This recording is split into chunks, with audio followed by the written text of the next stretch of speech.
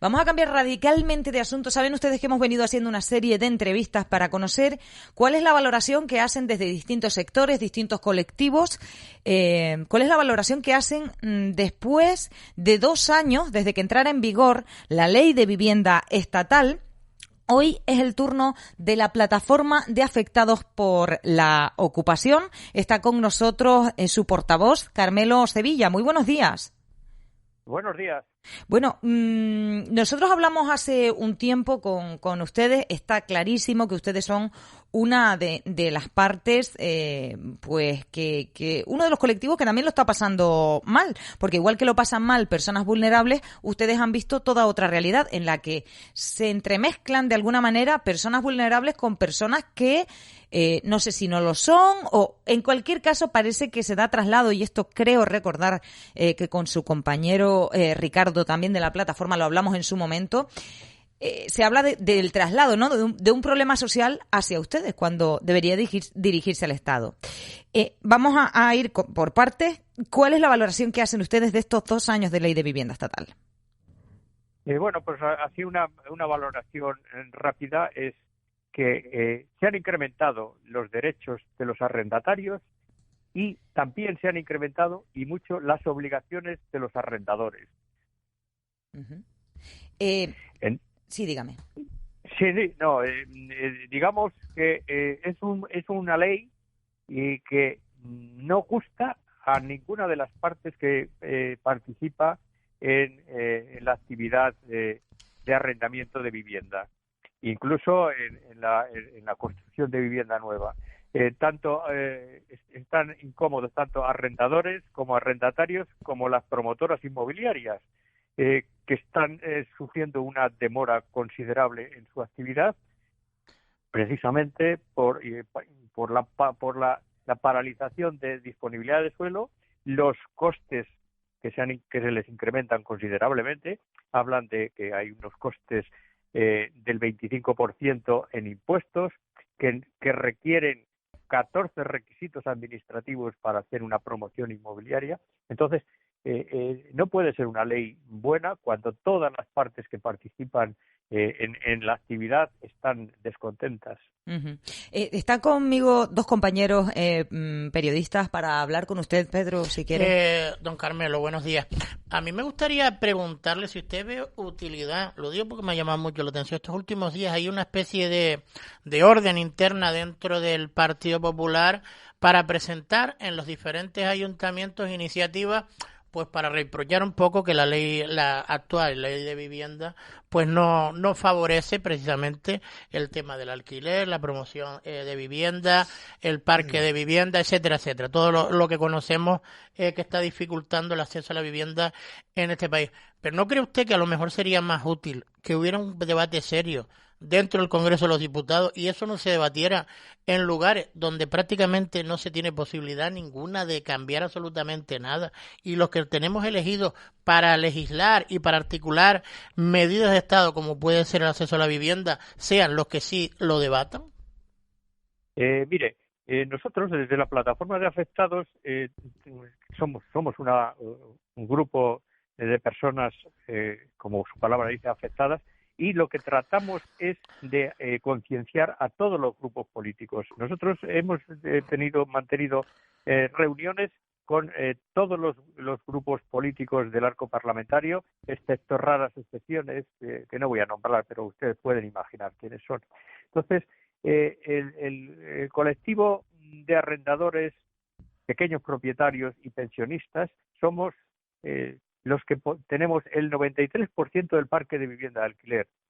Entonces, con esta nueva ley de vivienda nos han incrementado las gestiones administrativas considerablemente. Obligan a mediar de forma que dilatan más y demoran los procedimientos judiciales. Paraliza los desahucios casi exactamente igual que el Real Decreto Ley 11/2020, que está multiprorrogado ya durante 6 años en 11 ocasiones. La vulnerabilidad está muy mal gestionada por parte de la administración que corresponde, porque no hay un protocolo nacional que marque una pauta de cómo realizarla, y entonces al final el pequeño propietario sufre la consecuencia de valoraciones muy laxas que patrocinan la vulnerabilidad de forma que acaba en un procedimiento inmensamente largo hasta que se devuelve la posesión y se cobra de alguna forma cuando el vulnerable pueda tener algún recurso, que generalmente no es. Entonces, esto está llevando también a muchas personas a soluciones extrajudiciales que no favorecen nada a la sociedad actual. Esto en cuanto a los pequeños propietarios, pero si nos trasladamos a los grandes tenedores, pues les pasa exactamente igual.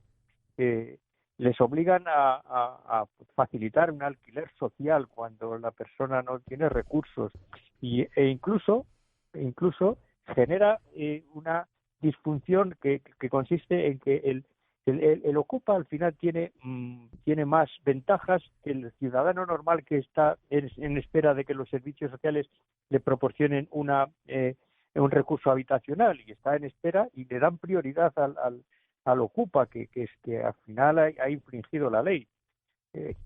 Eso es así a grandes rasgos las pinceladas que le puedo dar en este aspecto.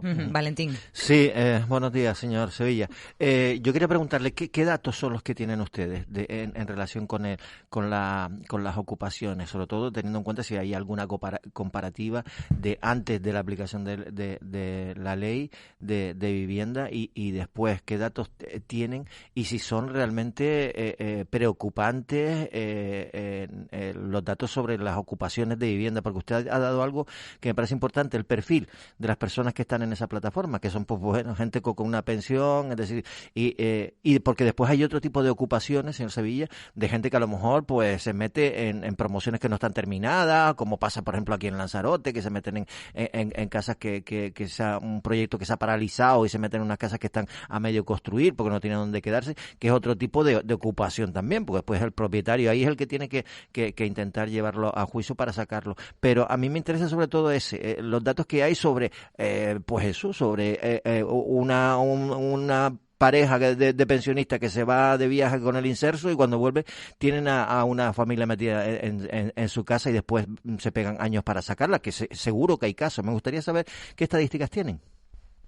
Bueno, pues mire, vamos a diferenciar dos aspectos. El aspecto de la ocupación, que ahí sería la usurpación, sería el allanamiento o sería pues el precario. Entonces, generalmente suele darse la usurpación, son viviendas de fondos o viviendas incluso del Estado, y en ese supuesto se genera además un daño colateral muy grave, que entran a convivir personas pues eso que socialmente no son de lo más atractivo en cumplimiento de sus obligaciones con los propietarios que han pagado esa vivienda o que están pagando regularmente el alquiler a la propiedad. Entonces ahí se entran las mafias, entran ya digo, personas que no suelen ser muy cumplidores de las normas sociales.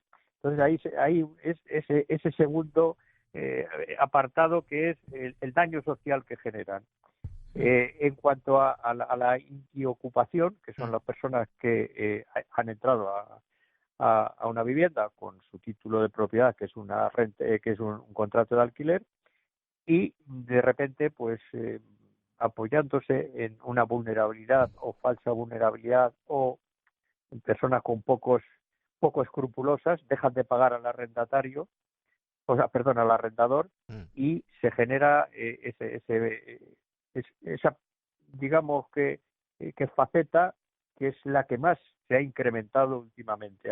Se ha generado un efecto llamada y con mucha facilidad hay personas que pues dejan de pagar y generan al pequeño propietario o incluso, ya digo,